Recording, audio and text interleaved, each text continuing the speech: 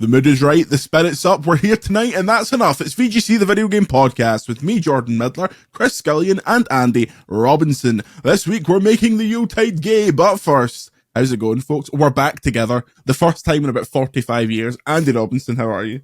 I'm alright, mate. How are you? I feel like I haven't slept in about, I don't know, a week, probably 2 weeks, maybe 6 months. You got that special big TGA sandwich, Rona. You're poisoned by the giant bomb crew. To be clear, it's not. I don't actually know if I've got Rona, but I definitely feel like it. I've done a test; it said no. But you know what those tests are like, charlatan tests.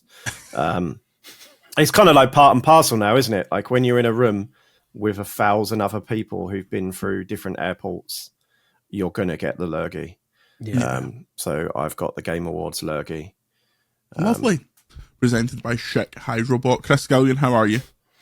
Oh, good. I'm trying to rest, but not really managing it. Like the way my brain's wired, I refuse to lie on a couch. This is how Chris Scullion has vacations. Yeah. Exactly. Like, I'm going to have a month off, and then he'll work 3 weeks. And he'll come back and he'll go, I'm exhausted because I published a new book in my holiday. I'm going to have some time off, and then like immediately after we stop recording this, I'm going to do the Patreon newsletter. Yeah, I'm like, they deserve it. It's all good. I'm enjoying the kind of, it's a bit more chilled out. So we recorded some mighty Patreon content over this week. You can expect that on the 24th, the 26th, the 27th, and the 28th of December. Patreon.com/video games chronicle. You know, I thought it's the last normal show of the year, so I'm gonna take it up a level. So first energy drink review, we have G Fuel Mega Man Blue Bomber Slushy. This is an officially licensed Mega Man drink. One of the G Fuel Massive. 0 calories, so I should probably just get into it right Every here. time I've tried G Fuel, I've hated it. Yeah. It tastes like pure chemicals. Blue Bomber Slushy. Let's get it down, me. Oh, Jesus. It's not... This might be damning with faint praise. It feels like if you drank it all very quickly, you would get some energy, but you could not have that as a drink. You could not just sit that in your desk and work on it over the day, because it feels like as soon as it touched air, it would start to disintegrate cell-wise, but I'm not getting Blue Bomber off of it. I'm not feeling particularly bombified. It is licensed by Capcom, though, so one can't really complain. Not knowing when to stop, I also have Red Bull Extra High Vitamin from Thailand, I believe. Oh, mate, that's the evil stuff. Yeah. Isn't that the one that's got actual speed in it? I hope so. It'll make this Allegedly. podcast pretty fucking good. Honestly, I had one of those in Singapore. I had to go and have a sit down. Let's see. Let me tell you, it smells like Red Bull. It's probably going to taste like Red Bull as well. Oh, it's flat? That's weird. Is it meant to be flat, Andy? When you had it, was it flat? I can't remember it being flat. Best before pre. I can remember it being speedy. I'm not getting hints of speed. I'm not getting notes of speed. Are you getting a best before date on it? It's probably in Thai, to be honest. Best before, it says C bottom. Best before it goes flat. No, no, do not drink it flat. Way. Best before. If flat. Oh. Best before, I should stop drinking this. Best before the 1st of June 2024. That's all right. 6 months is all right. There's a 6 month leeway. It doesn't say used by, does it? It says best before. It's just a bit flat. Yeah, I'm going to get Thai botulism. But yeah, for Sam B, the energy drink historian, Red Bull Extra, I'm going to get botulism. G Fuel Blue Bomber.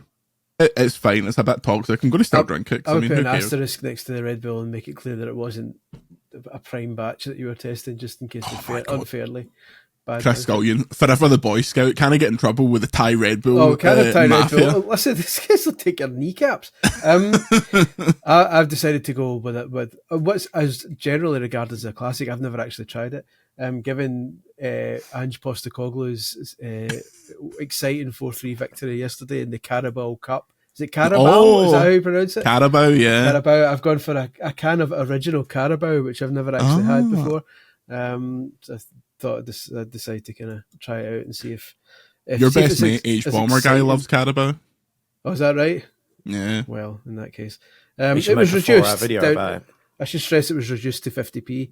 A wee 50p job? Allegedly because it was dented. Have we moved on to expired energy drinks? No. Well, it says expired. Yours is from the yellow sticker counter. I would never be insane to buy a expired drink, but it says reason dented, but there's not a mark on it. It's like it's been wrongly labelled. So. That you know of. Well, maybe the dent is in the can. Best before the 5th of the 8th, 25. So you're fine. We're well in the. That was probably somebody doing the old job that we would do in Morrison's, where if we wanted something, we would just drop it and then put it in the reduce section and then buy it ourselves. Apparently, Carabao is a great tasting, sparkling, original flavoured energy drink. Original always concerns me. It's got to be Red Bull adjacent in that case, then. Smells very Red Bull-like, I should say. Yeah. It's just taurine piss water, which, I mean, it keeps this website running, so who can complain? Yeah, it's Red Bull. Yeah, it's Red Bull. Zambi, it's Red Bull. Andy, when you were shattered in LA, did you partake in any of the sweet nectar? I don't think energy drinks work. No, the thing is, I wasn't shattered in LA. I told you this. I've discovered melatonin. Oh, yeah, which is just discovered. a wondrous drug. It's amazing. Honestly, I've been jet lagged for 20 years, and this magic pill just takes it away. Yeah. I was lucid. Good. Well, that was nice. If you'd like to see behind the scenes of the Game Awards, Andy put up a 40-minute If you want to see just exactly how lucid I was. If you want to see clips of Andy turning the camera to one Alex Donaldson and Alex Donaldson looking bemused at the fact that he's on camera, patreon.com/Video Games Chronicle. That was good fun. Also in that video, some cameos from Team Asobi, creators of Astrobot. Story number 1. Astrobot is VGC's Game of the Year. Congratulations to Team Asobi. It was a hell of a year for games, but as soon as I played this, I knew that unless God himself put a game out, there was nothing beating it for me. Andy, correct choice, do you feel? Yeah, I was thinking about that. But let's be fair. I mean, it's the same with the Game Awards. I don't think we would have been particularly disappointed if either of those had won. Blatcho, and Astrobot. Blatcho is incredible. Yeah. And I've played that more than any game this year, and I think most people would probably say the same. But the thing is, nothing's made me smile quite as much as Astrobot. It's gaming at its most simplified form, right? It's pure form. It's a toy. It's joyful. And that's the spirit in which it was made. It was really fascinating to go and visit them this year and kind of find out a bit about their process and how they just find the fun very quickly and then kind of build that out. Lots of different small ideas. It's a really, really wonderful game. And I think it's so great that it's received the adulation that it has. Winning Game of the Year at the Game Awards recently. It's so important for small teams. It's that a 65-person team within one of the world's biggest gaming companies, has won. Known for its blockbusters made by 1,000 people. Yeah, can win Game of the Year for a game in a genre, for families, right? Mm-hmm. That's so important. In Japan as well, it just ticks so many boxes for PlayStation. Hey, this small team in Japan making family games, turns out that they're, Game of the Year. Yeah. So, I hope they get all of the rewards for that. And I hope they go on to many successes in the future. It's if you haven't played it, I would honestly recommend buying a PS5 for this game. Yeah. Especially if you've got a family, and especially if you're into platformers. And if you've not got a PS5 yet, you also get to play through Playroom as a wee prequel. So you get the Astro double header. Little prologue, yeah. Yeah. It's rare that we get a game that the three of us all kind of agreed was the Game of the Year. I mean, obviously, because usually one person reviews it and then the rest of us get to it if we can be bothered. But this is a game when it came out, and all three of us were like, oh, I need to play this. We were all looking forward to it, and I don't think any of us were disappointed by it. So. My only gripe with it, and it's not their fault, is that this new Christmas level they've added, my daughter is obsessed with it. So I can't play it. You know, the bit when he turns into a mouse and goes into the bit where the gingerbread kind of place in the ship with the bottle in it. That bottle with the ship in it is now her home. So she goes in with the mouse and sits on the boat and like goes, "This is my house." I'm like, "Mate, just give us a shot." So I don't think I asked them, but it's really weird that like, didn't they say in it, because obviously this came out while I was at the Game Awards, so they released that level. Didn't they say something on the blog like, "Oh, you know, Astro's going to be gone for a while. It's goodbye for now." So they heavily suggested this is the last piece of content, right? Yeah, which is so when I was there in the summer.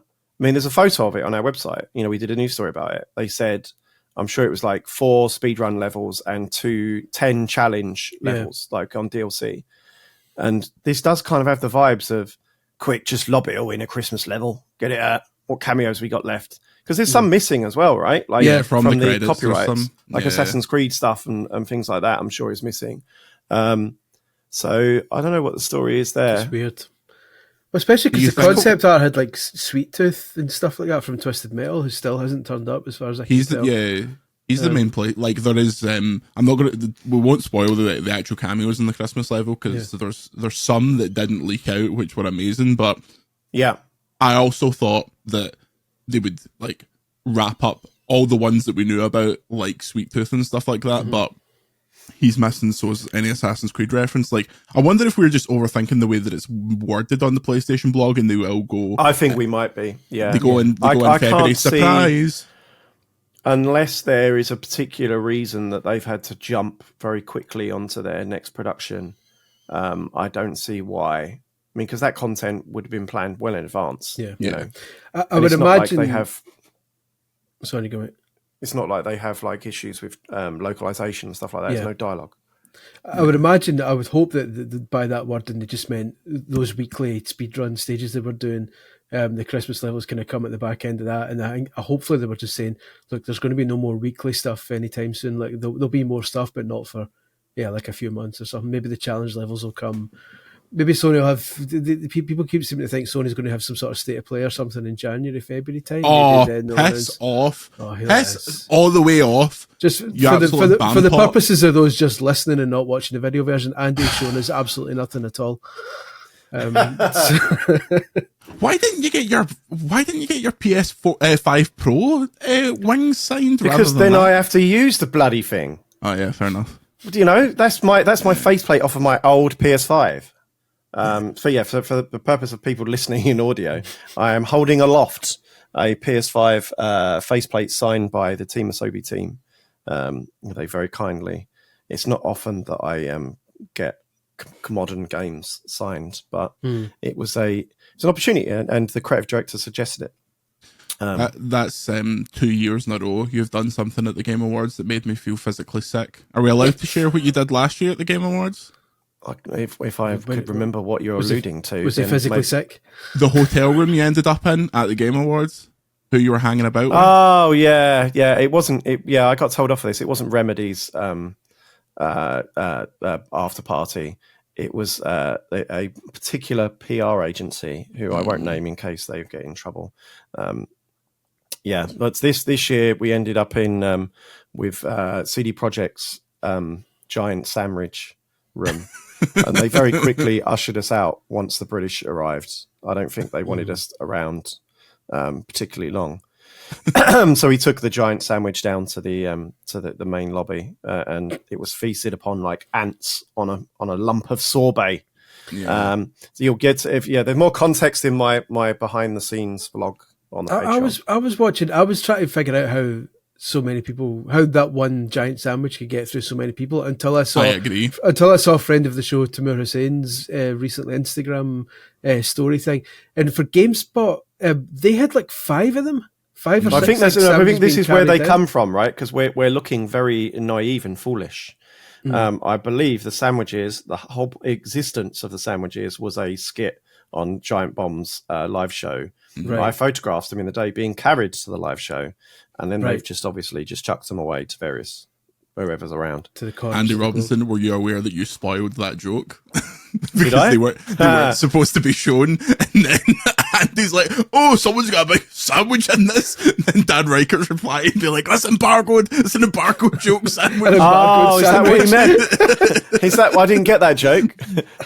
Embargoed his sandwich. top tip for Dan the next time he wants to keep something secret: don't have several people in a line carry them aloft through the JW Marriott lobby right before the Game Awards. Top tip. Yeah. Everything that happens in the JW is secret. I wouldn't worry about it. Hambargoed. Yeah.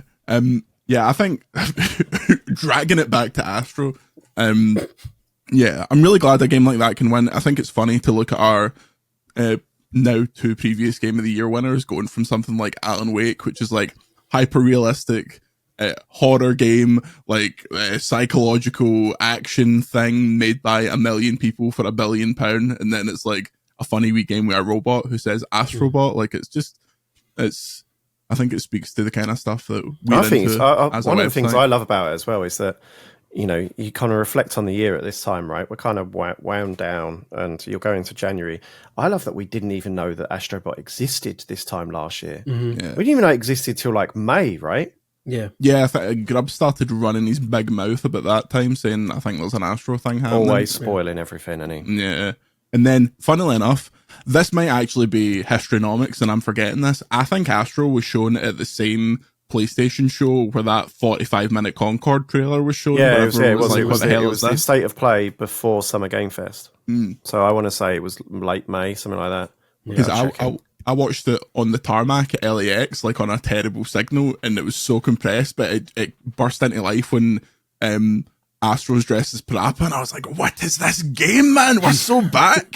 And then they showed it there, and it was out like 3 months later. Like it's so magic. How long until we get an Astro 2? I want an Astro 2 in 2 years. The speed with which they make new mechanics and concepts, let's get on this right now. The problem is, though, how did they redo the cameo bot thing? You can't that lightning can't strike again, so that's one big chunk taken out of it. They're going to have to think of something. Obviously, you can make more kind of cameo style levels. They could probably do that, but yeah, that's something they're going to have to figure out how to make the second one. Yeah, I think I've not had that conversation with Nico. Nico Dusant is the creative director, by the way, who I've got to spend a bit of time. I'm fortunate to spend a bit of time with this year. Obviously, we're traveling over there and the award circuit and stuff. But I'm interested to have that conversation with him because I don't know how they take this on going forward. Because this is an obvious next step, right, from doing their smaller stuff, VR stuff. You kind of turn it into a full game, right? Kind of makes sense. This is going to be the next one is going to be the difficult third game. Yeah. Not to mention the fact that it's so core to why this game's special that how they made it, how efficient they were. They made it with 65 people, right? Everyone will tell you who works in games that around that number is the right amount of people before you start having to middle manage and you don't know half the people on the team and then things become a little bit generic, right? You have to, it becomes a little bit less organic. And so probably so key to making this game is that they chose to reuse bits from the previous games, obviously the Playroom on PS5 and the VR game Rescue Mission. Even music, right? Yeah. Because the vast majority of people have not played Rescue Mission. Not many people played it. It's a VR game at the end of the day. This title will reach, millions more people than that one. So it makes sense to just take that idea and we'll, do it better. Yeah. They're not going to be able to do that again, right? Then they're not going to be able to pull that trick. They can't. There's no stuff to reuse. There's, no ideas that can be meaningfully recycled without, proper evolution. So I'll be interested to see what they do. It would be a mistake if they grew larger. If anything, I think it should be telling the other PlayStation studios that they should have a incubation team doing this sort of thing. It's not even particularly unusual the way they work. So basically, they have the team is comprised entirely of generalists. So in other words, people who can do a bit of everything. Yeah. Design and program and a bit of art. So by having that setup, they can brainstorm and come up with 100 ideas, pick the 20 best ones, give them to 20 people and say, go and make it in 2 weeks. Yeah. Working prototype. And then they know very, very quickly whether it's fun or not, and they can move forward. And from what I saw in 2 weeks, like it's near final. I mean, it's not like hasn't got the physics and the lovely animations and stuff, but gameplay wise, it's pretty much there. Yeah. And that's not that unusual, because I mean, they were telling me, some of the dev team were telling me that's what it comes from London studio. So Nico worked a London studio, and that's how they worked. We're talking like 2000s London studio, like iToy and Buzz and stuff. Yeah. And so that that's it's people understand this method of working. It's just, you can't really do it when you're working with 1,000 people on Assassin's Creed, right? It would be carnage. Yeah. So I hope we get to see more, kind of smaller creative games come out off the back of this success. I mean, I'm not holding my breath, but yeah, that would be nice. I think my pitch for a third Astro would be, in the way that there's kind of the PlayStation themed levels that change up the gameplay, I could see an Astro adventure where he's like going through all the different genres of games. So they make like a little RPG, they make a little kart racer, like he's going through all this stuff, and it's like with the assistance of some PlayStation legend of that genre kind of thing. Also, just spinning back round to the eventual challenge levels, I think that if they have done the challenge levels, they have got the Final Fantasy characters for it, because there is a Square Enix character in Astrobot now, so they've certainly had the conversations. Unless Square were just like, yeah, you can take. But the thing is, really Square, but that is kind of how Square works. They're very siloed. Yeah. So it's. I mean, I can see where you're coming from. With most companies, if you've got one character, then that would be evidence that you could get them all.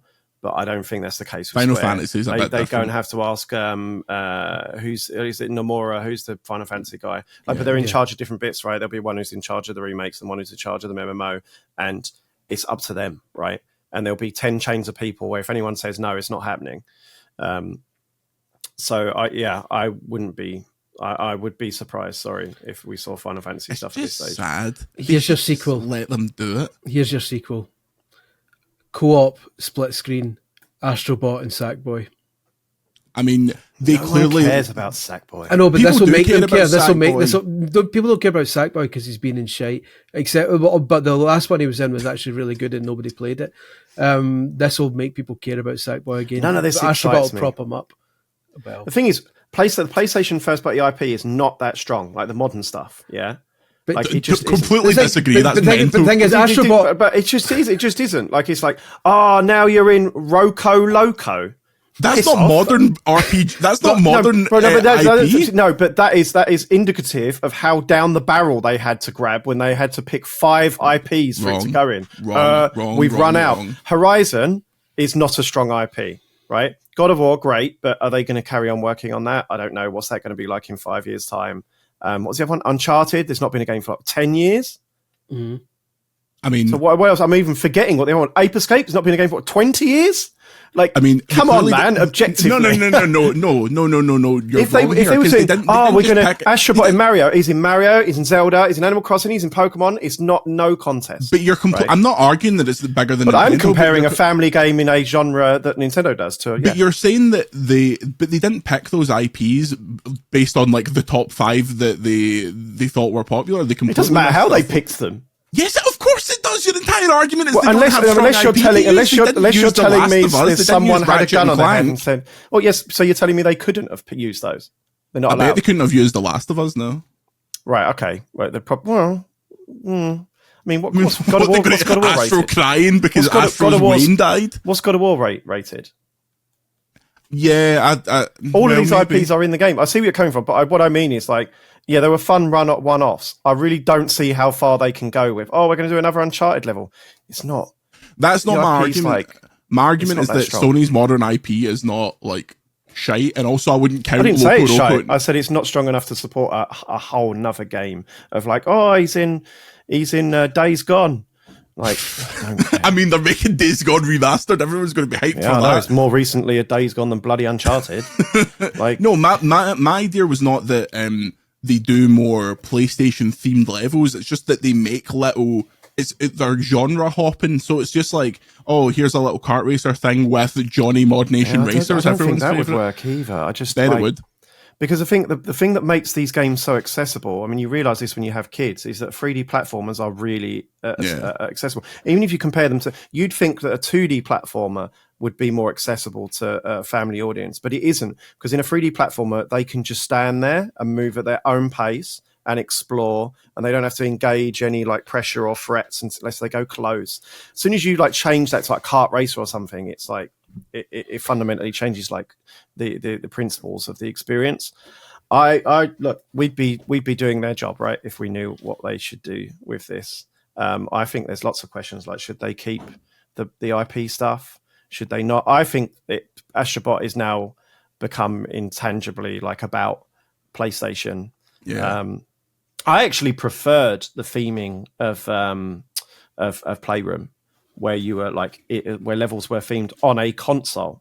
That's strong, right? You're in a PS2, and you could the whole era was in a level, and you're inside the PS2, and you're rebuilding this kind of like collection of consoles. I thought that was stronger than generic Alien Man, and hey, look, it's Rocco Loco.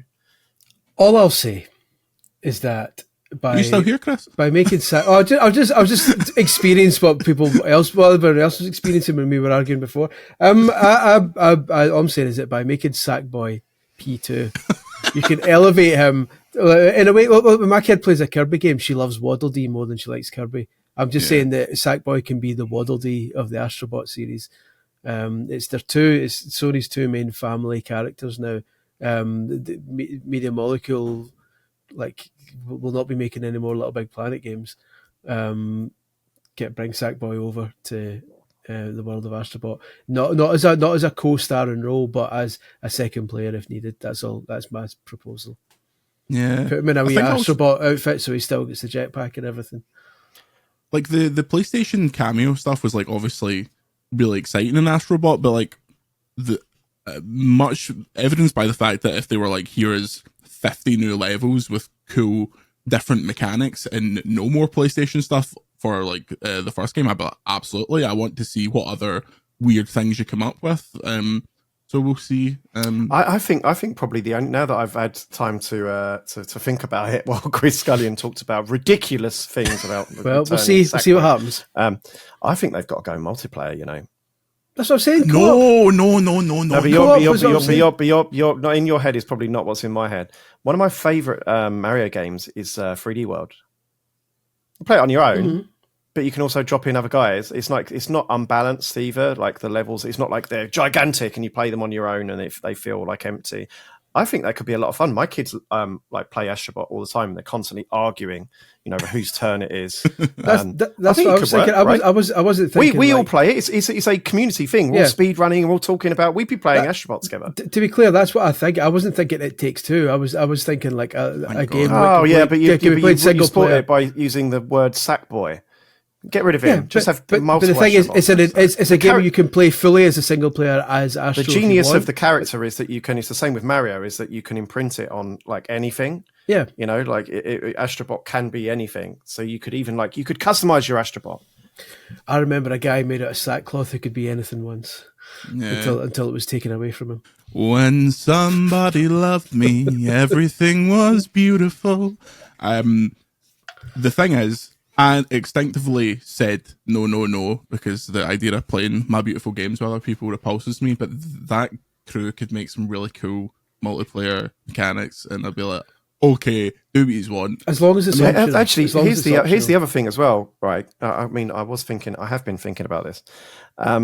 How linked are these games to like new hardware as well? That's a big part of what makes them special. Would a third one on PS5 kind of spoil that a little bit? That's what Sobi is, right? They're the R&D team. They're always making stuff. They're stuff they made for Astrobot was basically came from tests from the DualSense to show other developers, oh look, this is how you can use the DualSense features. It would have been the same with VR. I mean, the character was birthed from making a AR game for the PlayStation camera. So that question as well. Like, is there room for another one on this system? Something else? Sony missed a trick. The PS5 Pro should have come with another free game called Astro's Playroom 2, where he has to go inside the PS5 Pro and fix the upscaling. That would have been a perfect free demo, but they bottled it, and we'll never have it. You're talking to PS5 Pro owners here, Chris. You're in the minority. You're talking to the PS5 Pro Massive. I've played mine for literally minutes. Yeah, but that would be the case with any PlayStation because you hate games. Maybe they'll do one with a handheld. Depending on what that handheld is. If that handheld is just we're playing PS5 handheld that you need a console to play? No, the remote play on it. Yeah. The real one, not the rumored new one. Yeah, not the Daft Wii port. Like that that wouldn't surprise me. You put these guys on new hardware. You know, that's what they've. It's sort of like, I imagine for Sony business wise, like the games they make up to this point were almost like a bonus. They're an R&D team. They're positioned right next to the Sony building where they make the hardware. So when I was there, they were I'd say joking, but they were making light of the fact that they would carry PS5 prototypes across the street to Asobi and go, oh, here's a new thing. And they come up with a new idea and they go, oh, what if you made the triggers a bit bigger? Okay, I will go do it. And they go across the street, come back a couple of days later, here's another one. That proximity is unique, and allows them to do stuff that other studios can't do. It's like I said, like they're making the prototypes for the other developers, right? So the games like come out of that is almost like a Brucey bonus. Probably, I wonder if like this kind of praise they've and the accolades they received this year changes how they're seen within the company. Like, is that? I know it feels like a really potentially like almost dangerous situation for them as well. Like they could really easily forget what makes them special, and kind of veer off into a direction that is unfamiliar. It's almost like when they were out of sight, out of mind, they were able to just get on with it without any kind of upper management putting restrictions on them. Well, if the next game's shite, it's all our fault. When we come back, we'll have some questions from the patrons, a special Christmas quiz, but before that, a special message from friend of the show. From Here Comes the Guillotine, Christopher MacArthur Boyd. See you in a minute. Hello to the VGC podcast. This is CMB, Christopher MacArthur Boyd of Here Comes the Guillotine. And for Game of the Year, to me it's a toss-up. On the one hand, a game that absolutely grabbed me by the diddies and shook me all around, Balatro, which I played on the Nintendo Switch while I was on tour. Brilliant game for on tour. You can play it in the back of a car, and you can play it in green rooms and dressing rooms and hotel rooms. And I've never ever cared about poker once in my life, but just this kind of gently nightmarish hell poker that is roguelite in nature really gave me a big kiss on the face. Big Balatro fan. Don't know if I beat it a few times, I guess, but really just the sound design and the gameplay loop and the wee cards and the shop, and like any roguelite, I think the appeal is in like breaking a game, like the game messing you up and you going, do you know what though, I'm going to absolutely find the cracks in you. And like when you figure out that you can get like 3 cards that'll give you just the most amount of money and you can just buy your way and you can go so far. Oh, what a game. Balatro's so good. And another game kind of over the last month or two is Pokemon TGC Pocket. I've been kind of without a home console the last couple of months due to various life problems. And I've been playing Pokemon TGC Pocket. Phenomenal mobile game. I've never been a mobile gamer. I love Pokemon. It reminds me of the Pokemon game for the Game Boy Color, the Pokemon trading card game for the Game Boy Color, in that it takes the trading card game, which, like any trading card game, can be overly they're a bit money hungry, these games, and they're a wee bit overly complex. Like when you see a Yu-Gi-Oh card description and then, Jesus Christ, it's like 4 paragraphs and you're like, how would this even work? Have you played this? People would have to get their wee opera glasses out, a microscope to read the minuscule font. There's a tome at the bottom of my Blue Eyes Renegade Cyber Dragon or whatever, but it's a kind of simplified version of the game, and you don't have to pay. I've been paying a wee bit now. They've introduced this new Mew Mythical Island booster pack thing, but yeah, I've really been enjoying Balatro and Pokemon Pocket TGC. And we are back. Do you want a chance to win one of Nintendo's first party games from the past year? Well, Nintendo this week launched their year in review. And if you tweet us or skeet us, which Chris Scullion, as you know, is what they call sending messages on Blue Sky. I refuse that. Your Nintendo year in review, you could win one of those games. We'll pick our favorites and send you a code. You can get your year in review at year-in-review.nintendo.com. Is that correct, Andy? Or have I messed that up immediately? I think that's correct. That's correct. My lawyer's telling me that's correct. Thank you to Nintendo for providing the codes. Andy, Nintendo Game of the Year for you? Oh, don't blindside me with that question. Balatro. Astrobot. Balatro's not included. Balatro's not included. Yes, first party game of the year? Oh, what have they released? Do you know? You reviewed all of them? I know, I've reviewed. I don't remember what I did yesterday. I think you'll find it's another code, 2 memories. So they released Mario vs. Donkey Kong, Princess Peach, Mario Party Jamboree, Zelda Echoes of Wisdom, Luigi's Mansion 2 HD, Paper Mario 1000 Year Door, and Mario Luigi Brothership. God, it's not a strong lineup this year, is it? No offense, Nintendo. No, I mean compared to their previous years. But when they're free and being given away, I'm sure they're a treat. Oh no, there's some good games, but by Nintendo standards, you want at least 2 absolute 5 out of 5s, right? Yeah, there's no Metacritic. Paper Mario: The 1000 Year Door is the best game out of that bunch. But I really enjoy Princess Peach. Mario vs. Donkey Kong is a fun little thing if you've not paid 50 quid for it. Mario Party Jamboree, I've not played that, but you said it's the best one. That's the best one in a long time, to be fair. If you're into that sort of shenanigans, it's probably the best Mario Party in a long time. I personally wasn't a massive fan of Zelda, but lots of people disagree with me. And Mario Luigi Brothership, I really enjoyed it. I did really enjoy it. It's a different style of RPG to Paper Mario. Probably if you want less story, more action, more hijinks and slapstick, you go for Mario and Luigi. So yeah, some good games though. I'm being a bit unfair there, saying that it's not a strong lineup. Of course it is. It's stronger than bloody PlayStation Xbox lineup. That's the thing for anyone else. Certainly not stronger than PlayStation lineup. But I'm not getting into this. Nintendo set themselves. What have they released? What, Concord, Astrobot? Are you taking the piss? Helldivers 2. Helldivers 2? Final Fantasy? We're going off. We include third-party games now. Yeah, exactly. Mate, Astro Solo's everything that was on Nintendo this year. No, but we're not talking about like who's got the best game. I said a lineup, right? So they got the Astrobot, Helldivers, don't care. Oh yeah, Mountains a 3 out of 5. Concord, give me all your 3 out of 5s instead of 2 out of 5 out of 5. But that's a lineup. So would you trade? How many games is that? That's 7 first-party games that are all like 4 out of 5 for Astro. Absolutely. 1. Yeah. Okay. This is a stupid conversation. No, it's not. When it's Astro and Helldivers, why would you... Not worth it. Not worth it. Tell me how much you love Helldivers. Go on. I mean, me personally, I don't think it's that great. Right. Well, there's conversation over. If Helldivers hadn't have like blown up and sold 20 million copies, we wouldn't even be talking about Helldivers.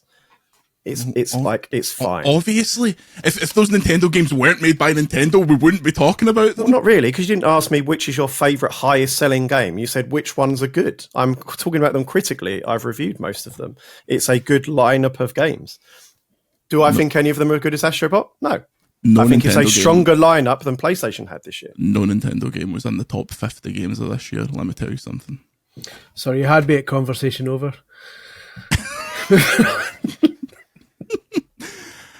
Let's get into some questions. Free my man Luigi. Let's go to the Discord. Thank you to our lovely Discordians. I really enjoy being in there. It's much better than being on X or even Blue Sky. Let's see. Mark asks, What's the energy drink of the year? For me, it is that Brazilian monster that I got at Summer Game Fest, which you can now get sometimes in the UK. Very nice. The taste of Sao Paulo. What about you, Chris Scullion? Do you know, I don't know. I don't mind the bad apple, the kind of monster one that they released. The one that's year. got Alana Pierce on the can? Yeah, but it is basically just apple juice, fizzy apple juice. Yeah. I think that's why, because it's safe. None of the ones we've reviewed, I think, have come close to the normal monster series. I don't know. Expired Thai Red Bull was pretty good, Well, I would say. But I mean, I can't say I've tried that. So, I mean, Carabao's okay because it literally is Red Bull, but I don't think it counts as that's been out for a while. I'm assuming the question means stuff released this year. Andy, what about that can of NOS I gave you at SGF? Was that my energy drink of the year? Is a white Americano. Okay. You filthy animals. My Andy Robinson puts things in his mouth moment of the year was at Summer Game Fest when me, Hez McDonald and Chris Ring were waiting to go to Jeff's Palace of Delights. Andy decides to buy the biggest sandwich in Los Angeles and sit in the corner of the JW Marriott, hunched over, stuffing this thing in his mouth. Investing in my future, mate. Then we proceeded to drive 50 minutes to Jeff's thing while Keza was car sick the entire time. My best energy drink of last year was Godzilla 3, which I wasn't able to find again when I went to Japan, which I was devastated about. Man, me and Laura are deep in the 4K walkarounds of Japan now. Like it's really looking like it's going to happen, and it's just. I mean, there's one thing. Chris Broad, how much money do you think Chris Broad has contributed to the Japanese economy by getting white people to go over there via his videos? Because it must. I don't know, but he's certainly made it worse. Yeah. You know, not I'm sure not intentionally, but oh my god, there's a lot of tourists in Japan now. It's it's become kind of like, well, anywhere else, I guess, any other major city. Yeah, just like Paisley. And I am indeed one of those tourists. So I am part of You're basically, see, to be fair, you've done it so much now that surely you get a pass. You've been there like 45 times. Professional tourist. Yeah. Mm-hmm. Shout out to our podcast cousins, also of the Stack universe abroad in Japan. I thought it was so funny when Pete was on that episode the other week. People were commenting on YouTube, Pete Donaldson's on this, the guy from abroad in Japan. Like, mate, he produces the show. He's the main man. He's the one I send horrible Instagram videos to at like 3 a.m. because he's always awake. He took me. Did we talk about this on the podcast? He took me to some rock and roll bar. It just Save it for the randomly Japan happened. Because we were in Tokyo on one night only at the same time. And we went to a rock and roll bar, and there was I had a jumper, West Ham jumper on, and just across the bar, across the smoky dark bar, I just locked eyes with a man in a Spurs coat, and then just told him to piss off. Your Honour. Okay, next question. Jamie H. 1224. As December games are generally forgotten about, do you think Microsoft releasing Indie on PS5 in March, April will help it keep it in the minds of journalists when it comes to 2025 Game of the Year discussions? I think it's a shame that Indie will ultimately be forgotten when it comes to that stuff, just because 25 is going to be so stacked. However, if Troy Baker doesn't get a performance nod next year, it's an absolute fix because he was brilliant. I mean, he's in every single game, so he's going to be nominated for a few. Yeah, it's. I don't think they're that fussed about Game of the Year awards because there's no chance it'll be considered next year, just purely because it's been out for so long. Yeah, it's an unfortunate release time, isn't it? I mean, I know Cyberpunk obviously had a disastrous launch, but a similar thing happened to them. Would they have been nominated even if it had a smoother launch? Who knows? But that came out in December, right? And then I think that pretty much picked up very few awards, even for stuff that wasn't broken, you know, story and things like that. Yeah, it's a shame because Indiana Jones is brilliant. You played any more of it, Andy? Yeah, it's brilliant. I absolutely love it. It's a good boomer game of the year, isn't it? Like lots of people I know, like a lot of my old Platonic colleagues, like who are like pushing 70, they love it. Yeah. Chris, you need to get in about it. I'm going to that. Xbox has finally got a good game. You need to play it. Very good. Yeah, that and the Spider-Man series are my Christmas jaunts. It's on that tier with like the best licensed games ever. It's absolutely perfect. Oh, 100%. Yeah. Well, even those guys don't. I've been saying it for months, right? Those guys do not miss. Even up there with Mary Kate and Ashley's Crash Course. I would say so. I'll give it a go then. Yeah, I love that game. I can't wait for the giant DLC to be out. I heard from a little birdie, who runs a Substack, that at the end of Indiana Jones and the Great Circle, once you finish the game, you get like spat. It's like one of those things where it spits you in before the final thing. So it's like you finished it, go and do what you want. This is before the final battle. There is a puzzle that unlocks, and if you complete that puzzle, you get a little hint at what's coming next. So keep an eye out for that. Interesting. Next, Interesting. Oh, sequel. I couldn't possibly comment. Indiana Jones in the even greater circle. Yeah, The brilliant circle. The imposing square. Who are they going to get to play Sean Connery? The intimidating quadrahedron. The awkward oblong. The perplexing hexagon. That's enough. Next question. Matt H. Do any of you have family-specific Christmas traditions you swear by, but other people find odd or a bit out of place? Guarantee you Chris Scullion's got an absolutely mental one. Yeah, they all drink some water. They'll go and fight people. Christmas water. No, we don't have any kind of traditions. We usually just meet up at usually my mum and dad's house, and then just kind of have our dinner and then go home. So your missus being North American, does she expect like a turducken, the old turkey stuffed in the duck, stuffed in the chicken? She doesn't, thankfully. She insists on her and the kid sliding down the stairs singing Christmas songs first thing in the morning. Apparently that's a tradition that she's carried over. I don't think that's Canadian. I think that's just her family.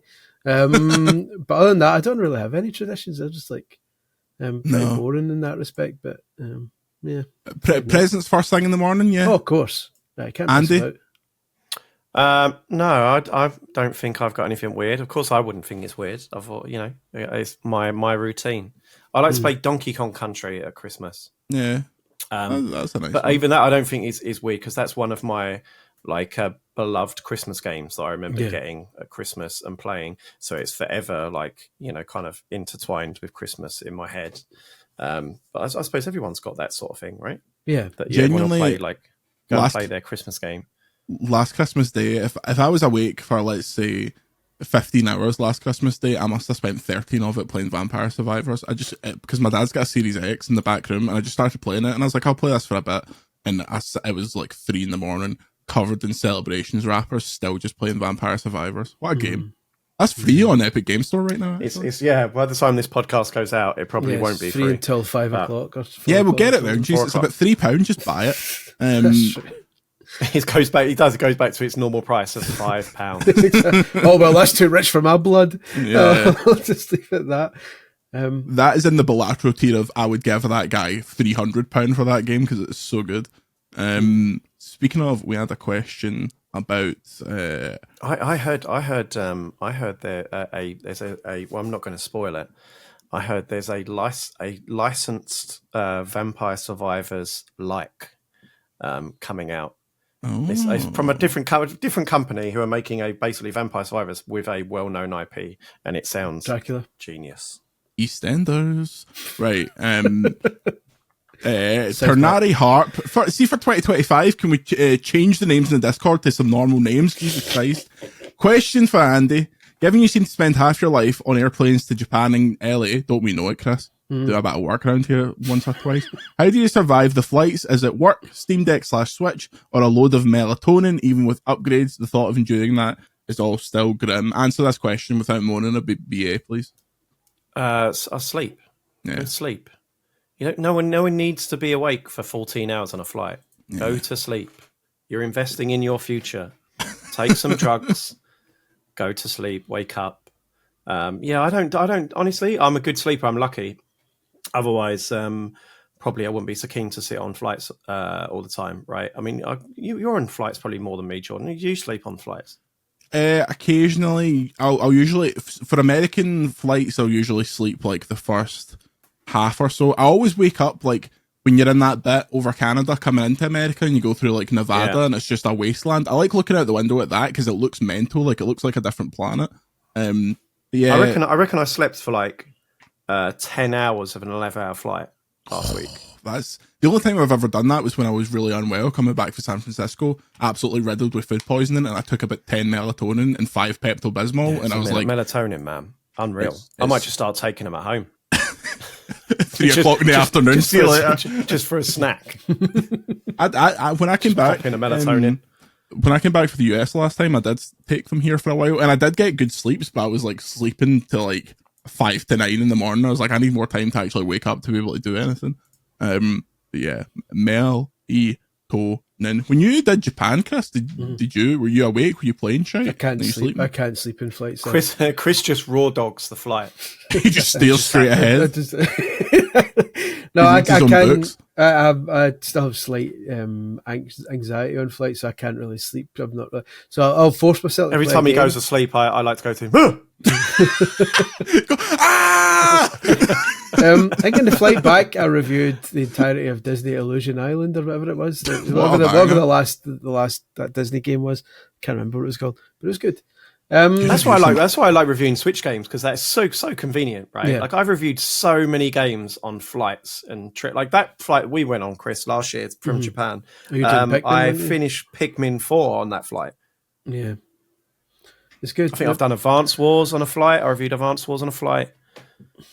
Especially now I've got my Steam Deck as well. Like I've played a bit of Yakuza 0 on the last flight, which was quite good. But yeah, I'll generally play as much as I can until I basically pass out from tiredness. That's the only way I can sleep on a flight. I can't force myself to sleep. Bears.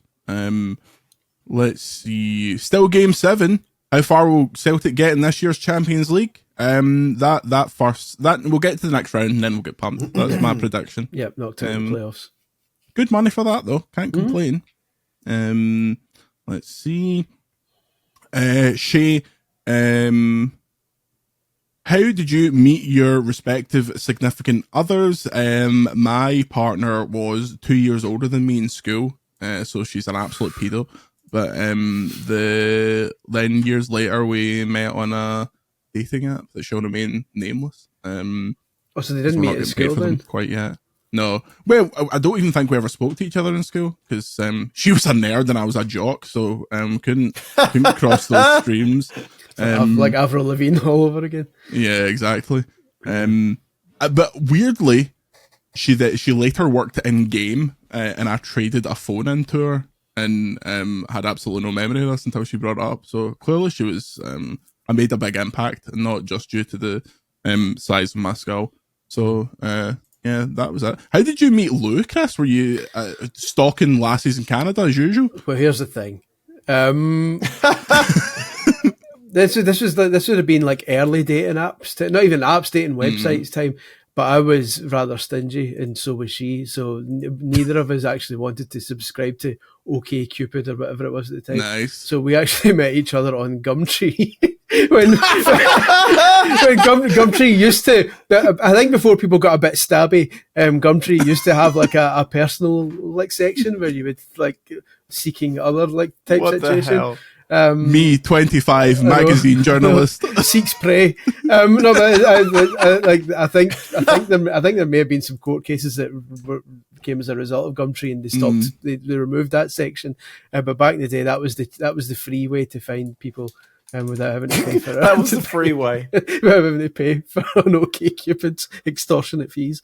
So yeah, but she was living in London at the time. She decided to stay. That's the effect I have on people. That it makes them shun their home countries and stay just for my company. So get up. Guarantee Andy's answer. Met her in the pub.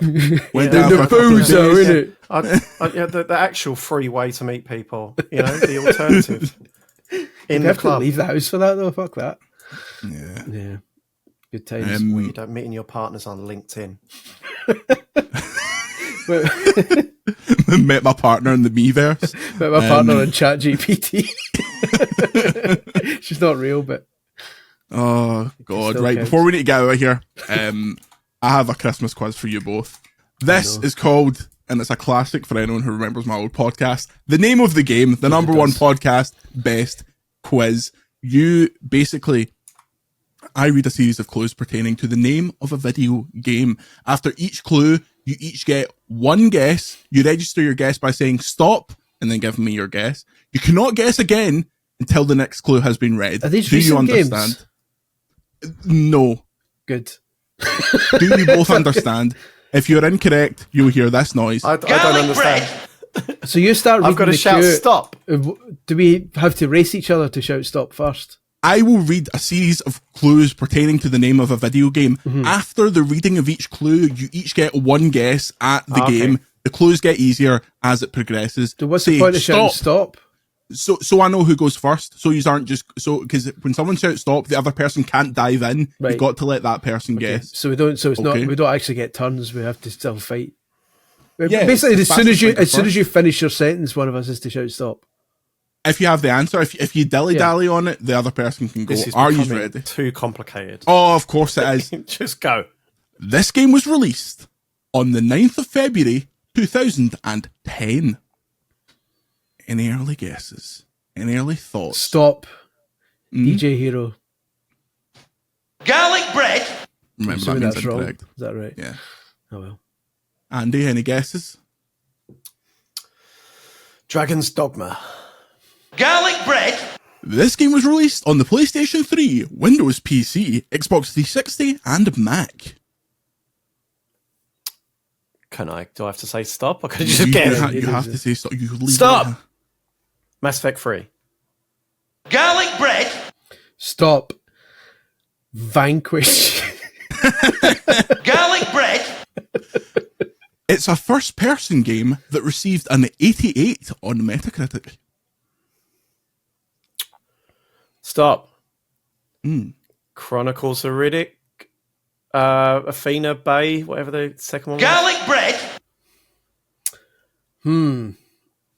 I can't even think. I don't even have a guess for you. Stop. Fear. Garlic bread. This, I think people at home might get it from this. It was developed by 2K Marin. Stop. Oh, I can't remember the name. No. 2K. XCOM. Garlic bread. 2K. Oh, no, I know what it is. I'm sure I know what it is. I know what it is. And it's a first person. Nah. No. I can't remember. I don't. My knowledge of 2K doesn't go that far back. Final clue. Pass. It received a DLC pack called Minerva's Den. Stop. Bioshock 2.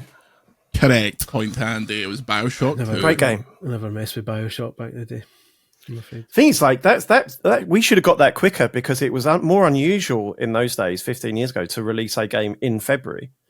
That wasn't as big as it is now, where obviously it's super common now that big stuff kind of releases ahead of the summer. Second one. This game was released in North America on May 26, 2009, EU May 29th, and Australia June 4th, 2009. Stop. Split second. Good game, but Garlic bread. Stop. Pokemon Heart Gold and Soul Silver. amazing game, but Garlic bread. this game was an action game which received 85 on Metacritic. Stop. Red Dead Redemption. Garlic bread. 85 feels low for Red Dead, in my I opinion. would say Metroid Other M. Garlic bread. This game was a PlayStation 3 exclusive. Stop. Demon's Souls. Garlic bread.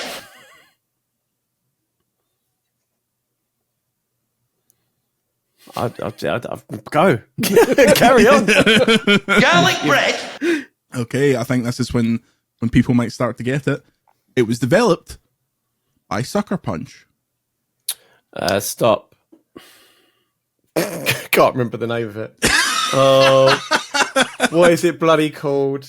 Oh, go on, Chris. Stop. Is it Infamous? Correct. 1-1. 1-1. Heading in. If I could actually remember names, I'd be 2-0 up. We owe Peter Kay about $3,000 in royalties at this point. That's me recording that, don't worry. Oh, okay. Final one. This is a tiebreaker. Oof. This game was released, and this has 4 release dates, so stick with me. North America, November 19th, 2006. Japan, December 2nd. Australia, December 7th. And EU, December 8th. All 2006. Say them again. Oh, no. Go on then. Super Mario Galaxy. Garlic bread. Stop. That wasn't 2006. Wii Sports. Garlic bread. Oh, I thought it was Wii Sports. It was a Nintendo Wii exclusive. Stop. Legend of Zelda Twilight Princess. That wasn't a Wii exclusive. Garlic bread. Oh, you knob. Stop. Excite Truck. Garlic bread. It received a 63 on Metacritic. Stop.